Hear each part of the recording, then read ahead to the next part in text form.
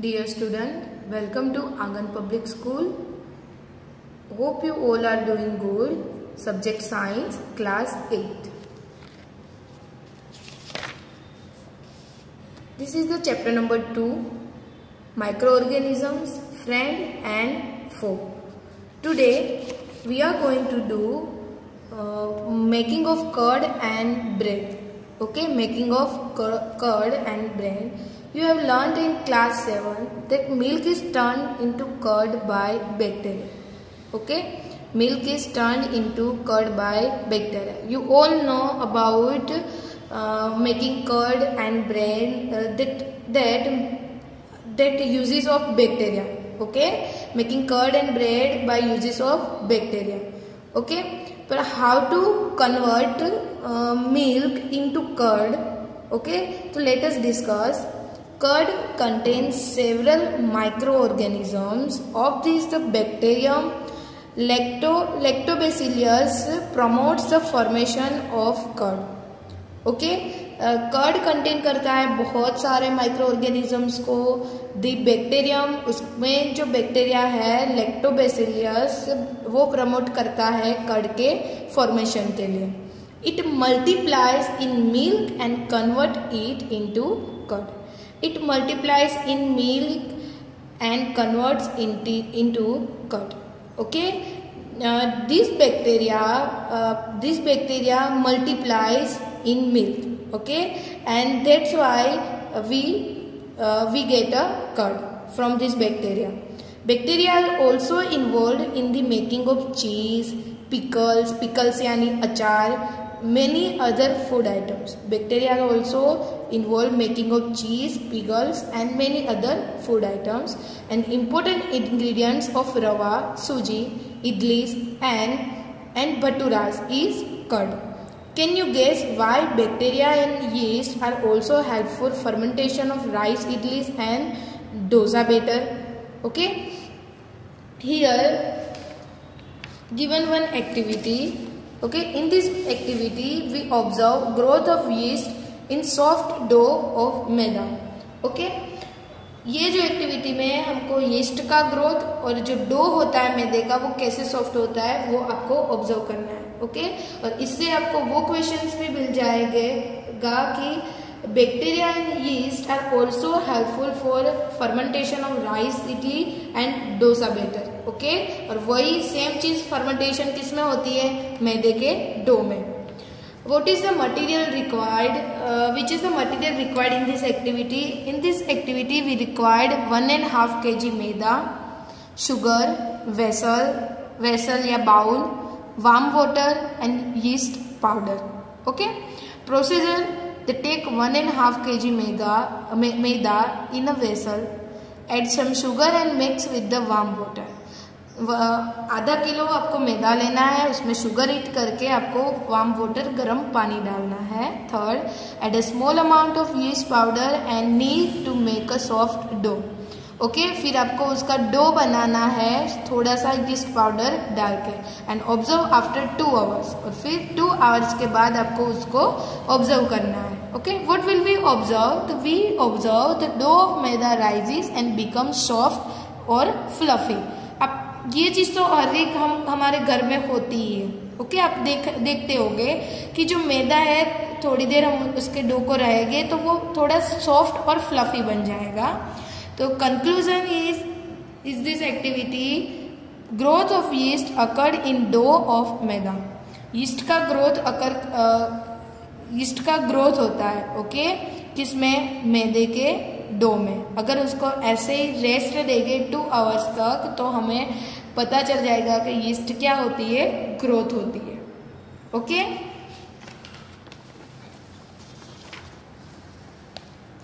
Look at this picture.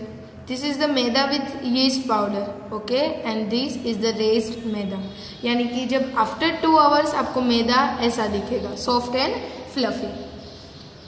Yeast reproduces rapidly and produce carbon dioxide during the respiration.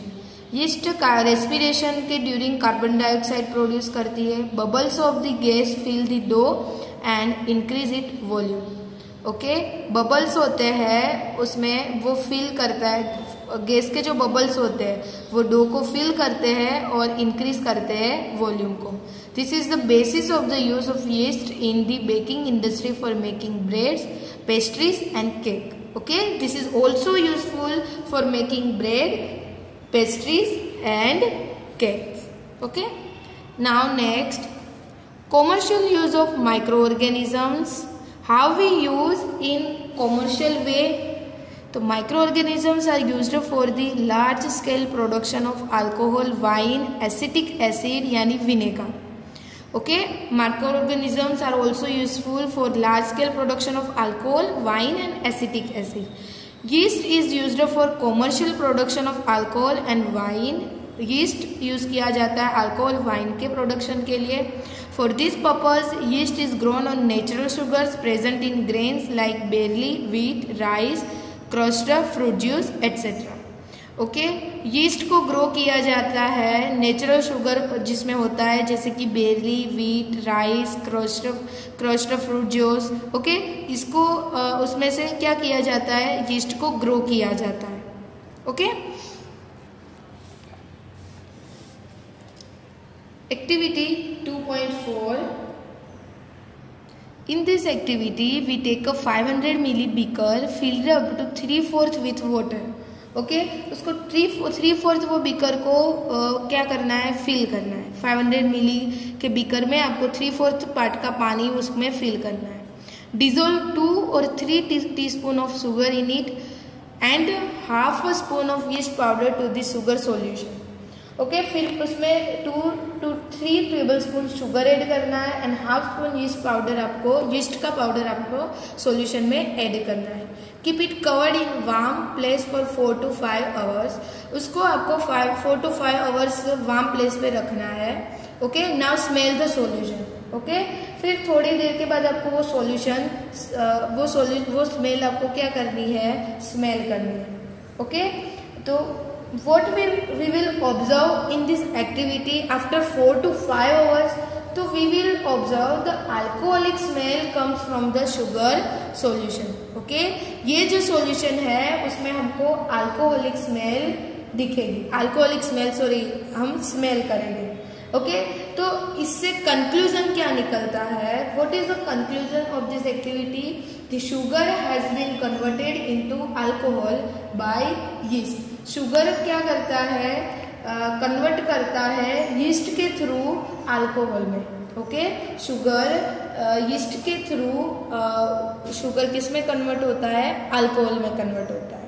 Okay, तो this is the smell of alcohol as sugar has been converted into alcohol by yeast and this process of conversion of sugar into alcohol is known as the fermentation. Fermentation means यानी कि the process of conversion of sugar into alcohol with microbes in absence of oxygen is known as fermentation. Okay, हाँ, ये process जो है fermentation की उसमें जो microbe use उसके थ्रू जो प्रोसेस की जाती है, जो यीस्ट के थ्रू प्रोसेस की जाती है, उसमें ऑक्सीजन की एब्सेंस रहती है। ओके, और ऑक्सीजन की एब्सेंस में ये कन्वर्जन होता है जिसको हम फर्मेंटेशन के नाम से जाना जाएगा। And Louis Pasteur discovered fermentation in 1857। Okay, 1857 में साइंटिस्ट लुइस पास्चर ने डिस्कवर किया था फर्मेंटेशन प्रोसेस को। Okay, now next, medicinal use of microorganisms. Okay, हमने स्टडी की commercial use, now we have to do medical use to microorganisms. Whenever you fall ill, the doctor may give you some antibiotic tablets, capsules or injections such as of penicillins. Okay, penicillins कैसे use करते हैं, how we use the penicillins, penicillin is used when our body infectious. Okay, जब हमारी body में infections होता है तब हम पेनिसिलिन यूज होते हैं। ओके, उसकी कैप्सूल पेनिसिलिन जैसे कैप्सूल या उसका इंजेक्शन हम लेते हैं। The source of this medicines is micro organisms. Okay, तो जब हम बीमार पड़ते हो तब डॉक्टर आपको एंटीबायोटिक्स देते हैं, कैप्सूल्स देते हैं, इंजेक्शन देते हैं लाइक पेनिसिलिन के। ओके, और जो सोर्स होते हैं ये मेडिसिन के, वो जो सोर्स है वो माइक्रो ऑर्गेनिजम्स ही है। ओके, उसमें से ही हम दवा बनाते हैं। These medicine kill or stop the growth of the disease causing microorganism. Such medicine is as called antibiotics. And these days a number of antibiotics are being produced from bacteria and fungi, just like sopromycin, tetracycline and anthromycin are some of the commonly known antibiotics which are made from fungi and bacteria. Okay, आपने इस सबका नाम सुना होगा। सप्रोमाइसिन जब हमको wound यानी कहीं पे लगा होता है तब यूज करते हैं, फिर टेट्रासाइलिन या फिर एंथ्रोमाइसिन। ओके, ये जो सारी कॉमनली नॉन एंटीबायोटिक्स है वो किससे बनती है? Which are made from fungi and bacteria. Okay, antibiotic means the chemical substances produced by some microbes can kill or stop the growth of the disease causing microorganisms are called antibiotics. Okay, the antibiotics are manufactured by growing specific organisms and are used to cure a variety of disease. Okay, antibiotics बहुत सारे specific micro organisms की growing से manufacture करते हैं और वो use होता है डिसीज के क्योर के लिए। Antibiotics are even mixed with the feed of livestock, poultry to check the microbial infection of animals, and they are also used to control many plant disease. Okay, antibiotics होती है जो लिवस्टॉक and poultry business means जो animals rearing होती है, poultry rearing होती है, उसके जो फीडिंग होता है, उसका जो खाना होता है उसमें मिक्स करते हैं, जिससे एनिमल्स होते हैं, प्लांट्स होते हैं, वो सबको क्या होता है? इन्फेक्शन कम रहता है। ओके, इन्फेक्शन ना हो इसके लिए वो हम यूज करते हैं, और प्लांट के डिसीज को कंट्रोल करने के लिए भी हम एंटीबायोटिक्स यूज करते हैं। It is important to remember that antibiotics should be taken only on the advice of the qualified doctor, and also you must complete the course prescribed by the doctor.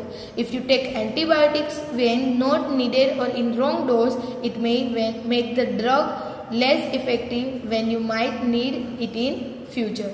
Also, antibiotics taken unnecessarily may kill the beneficial bacteria in the body, and antibiotics however are not effective against the cold and flu as these are caused by virus. Okay, जो antibiotics होती है वो एक qualified doctor के advice से ही लेना चाहिए, और हमको कंप्लीट कोर्स करना चाहिए। कई बार कैसा होता है कि कोर्स हम इनकम्प्लीट करते हैं तो 2-3 दिन के बाद फिर से हमको फीवर या कुछ भी होता है। ओके, इन्फेक्शन फिर से होने लगता है। क्यों? क्योंकि ये जो एंटीबायोटिक्स हमको देते हैं डॉक्टर, ओके, जो फर्स्ट पूरा डोज, उसमें स्टार्टिंग का डोज होता है वो क्या करता है कि जितने भी मीन्स जो ग्रोइंग बैक्टीरिया है उसको ग्रो होने देते हैं, देन आफ्टर फिर वो बैक्टीरिया को किल करता है वो एंटीबायोटिक्स। ओके, इसलिए हमको कंप्लीट कोर्स करना चाहिए एंटीबायोटिक्स का। ओके, फिर हम रॉन्ग डोज लेंगे, ओके, हम इन्फेक्शन हमको कोई और हुआ है और हम दवाइयाँ कोई और लेंगे तो वो इफेक्ट करेगा हमारी बॉडी को।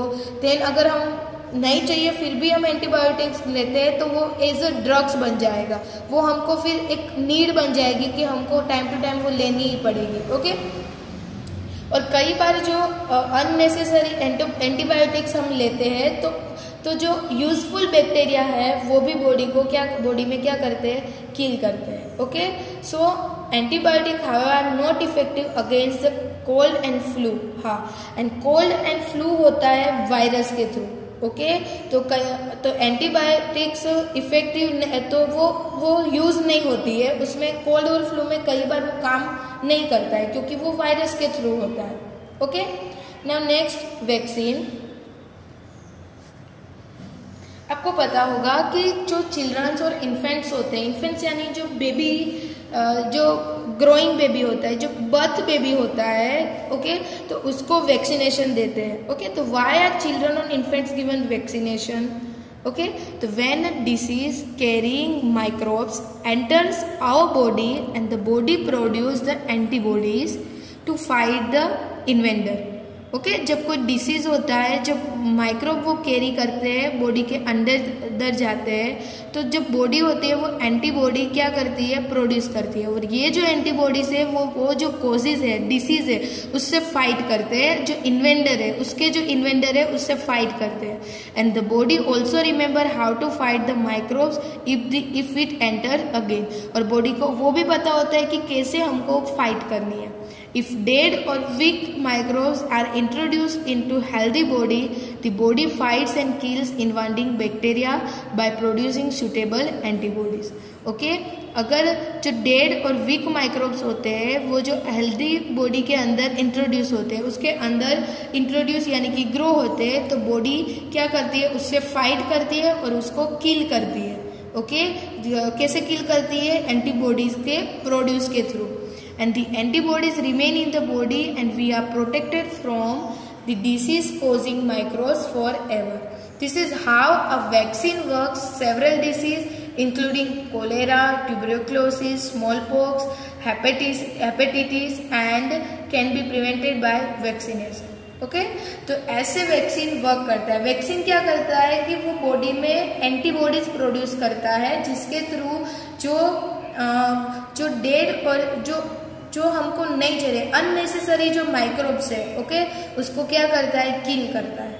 ओके तो हमको कुछ सेवरल डिसीज है जैसे कि कोलेरा है, टीबी है, स्मॉल पॉक्स है, तो ये सब में क्या करता है, प्रिवेंट करता है वैक्सीनेशन से. Edward Jenner discovered the vaccination for smallpox in 1798. Edward Jenner ने डिस्कवर की थी स्मॉल पॉक्स के लिए वैक्सीन 1798 में. Okay In your childhood, you must have been given injection to protect yourself against several diseases. Can you prepare a list of this disease? You may take help from your parents. आपकी parents की help के आपको कौन से vaccine बचपन में दी गई थी, ओके उसकी एक लिस्ट आपको प्रिपेयर करनी है. It is essential to protect all children against these diseases. Necessary vaccines are available in the nearby hospitals. You might have seen the advertisement on TV and newspaper regarding protection of children against the polio under the Pulse Polio program. And polio drops given to children are actually a vaccine. Okay पहले polio जो था वो ये जो disease था वो बहुत खतरनाक डिसीज था जिससे डेथ ही हो जाती थी. But after find the vaccination this is the way of normal. Okay उसका वे नॉर्मल हो गया.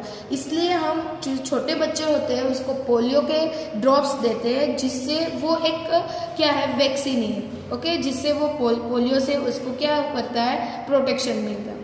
ओके अभी ये जो कोरोना है वो भी क्या है, एक वायरस ही है. जब उसकी वैक्सीन मिलेगी तब जाके ये इसका हम धीरे धीरे क्या होगा, खत्म होता जाएगा.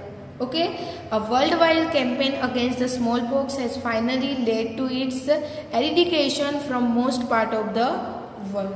ओके स्मॉल पॉक्स में वर्ल्ड वाइड उसका कैंपेन चलाया गया था और उससे वो वैक्सीन से वो स्मॉल पॉक्स क्या हो गए, धीरे धीरे वो वैक्सीन हम लेते गए, बच्चों को दी जाती है और वो स्मॉल पॉक्स क्या होता है, धीरे धीरे वो नहीं होता है.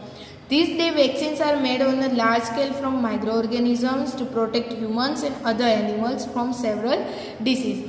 आजकल जो वैक्सीन्स है वो बड़े लार्ज स्केल में माइक्रो ऑर्गेनिजम्स को बनाया जाता है जो प्रोटेक्ट करता है ह्यूमंस, एनिमल्स और सेवरल डिसीज से. ओके हमने क्या इसमें medicinal use of micro organisms. तो माइक्रो ऑर्गेनिजम्स का मेडिसिनल यूज कैसे होता है, हम एंटीबॉडी से, एंटीबायोटिक्स, वैक्सीन के थ्रू हम एंटीबॉडीज प्रोड्यूस करते हैं, वो प्रोटेक्ट करता है डिसीज से, वायरस से. ओके एंड फिर हम एंटीबायोटिक्स जो बैक्टीरियल कोजिस है, बैक्टीरियल डिसीज है, इन्फेक्शंस होता है तो उसके लिए हम यूज करते हैं एंटीबायोटिक्स. ओके तो हमने आज क्या लर्न किया, we have to learn commercial use of microorganisms and medicinal use of microorganism. Here we completed our today's session. In next session we will continue with this chapter. Till then keep learning, stay home and stay safe student.